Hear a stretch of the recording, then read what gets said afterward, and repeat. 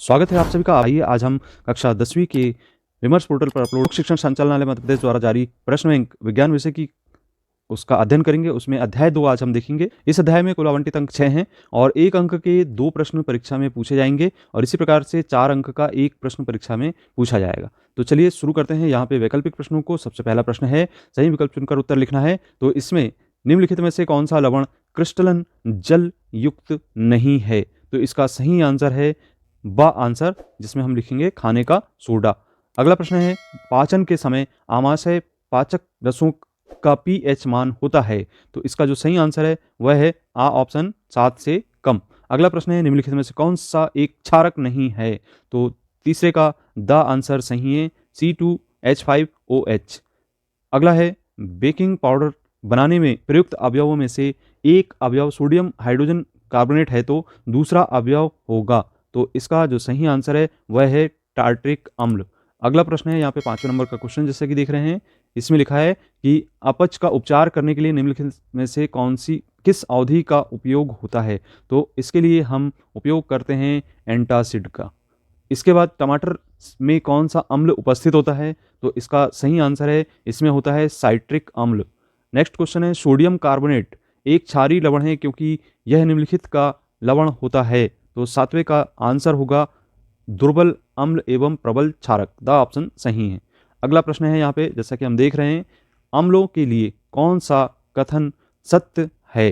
तो इसका सही आंसर है द खट्टा स्वाद नीले लिटमस को लाल कर देता है। 9वां, पीएच स्केल का परास क्या है? तो इसका सही आंसर है 0 से 14 तक। एक शब्द में उत्तर देने वाले क्वेश्चन को भी हम यहाँ पे हल कर लें। जैसे यहाँ पहला प्रश्न है, विरंजक चूर्ण का सूत्र लिखिए। तो विरंजक चूर्ण का सूत्र होता है CaOCl2। इसके बाद अगला प्रश्न है, यहाँ पे धातु हाइड्रोजन कार्बोनेट अम्ल से क्रिया करके किसका निर्माण करता है? तो नमक धन कार्बन डाइऑक्साइड धन जल का निर्माण करता है। तीसरा है, कैल्शियम फास्फेट जो दांत के इनेमल में उपस्थित होता है, इसकी रासायनिक प्रकृति क्या होती है? तो इसकी रासायनिक प्रकृति होती है क्षारीय। चौथा है, अम्ल और क्षार के मध्य होने वाली क्रिया क्या कहलाती है? तो इसको हम कहते हैं उदासीनीकरण। 5वां है, रंग में परिवर्तन के द्वारा सूचक हमें यह बताते हैं कि कोई पदार्थ अम्ल है या क्षारक। कुछ ऐसे भी पदार्थ होते हैं जिनकी गंध अम्लता क्षार के माध्यम से भिन्न हो जाती है। ऐसे पदार्थों को क्या कहते हैं? तो इस प्रकार के पदार्थों को गंधीय सूचक कहते हैं। 6वां है, व्यंजक चूर्ण के निर्माण में कौन से पदार्थों का उपयोग होता है? तो CaOH2 + Cl2 का उपयोग होता है। 7वां है, मिल्क ऑफ मैग्नीशियम क्या है? तो इससे हम कहते हैं मैग्नीशियम हाइड्रोक्साइड। अगला प्रश्न है, रिक्त स्थानों की पूर्ति करना। तो इसमें पहला प्रश्न है, शाकी पौधे नेटल के डंक में खालिस्तान अम्ल उपस्थित होता है। तो इसका सही आंसर है मेथनोइक अम्ल। कठोर जल को मृदु करने के लिए खालिस्तान यौगिक का उपयोग होता है। तो इसका उपयोग होता है वाशिंग सोडा। उसके बाद अगला प्रश्न है, जैसे कि देख रहे हैं, अम्लीय वर्षा का पीएच मान होता है। तो इसका मान होता है 5.6 से कम। अगला है, सोडियम हाइड्रोजन कार्बोनेट का सामान्य नाम है। तो बेकिंग सोडा इसे हम इस नाम से जानते हैं। अगला है 5वें नंबर का, सिरके में खालिस्तान अम्ल उपस्थित होता है। तो यह होता है एसिटिक अम्ल। 6वां है, चूना पत्थर खड़िया एवं संगमरमर खालिस्तान निम्नलिखित के रूप में है। तो यह कैल्शियम कार्बोनेट के विभिन्न रूप हैं।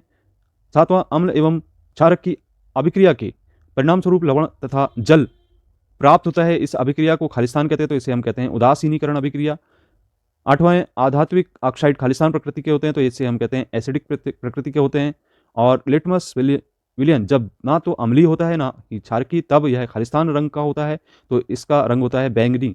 इसके बाद 10वां, जब धातु अम्ल से हाइड्रोजन परमाणुओं का हाइड्रोजन गैस के रूप में विस्थापन करती है, तब जो यौगिक बनता है उसे कहते हैं, तो इसे हम कहते हैं लवण।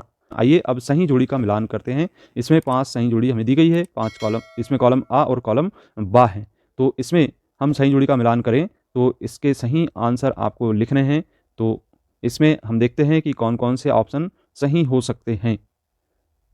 तो चलिए हम सही जोड़ी का मिलान करते हैं। सबसे पहले तो है खट्टे दूध दही। तो ये आपके इसके लिए सही जोड़ी मिलाना होगा। तो लैक्टिक अम्ल का उदाहरण है ये। चींटी के डंक, ये मेथनोइक अम्ल से इसको मैच करेंगे। नींबू के रस का पीएच मान, तो यह 7 से कम होता है। The option.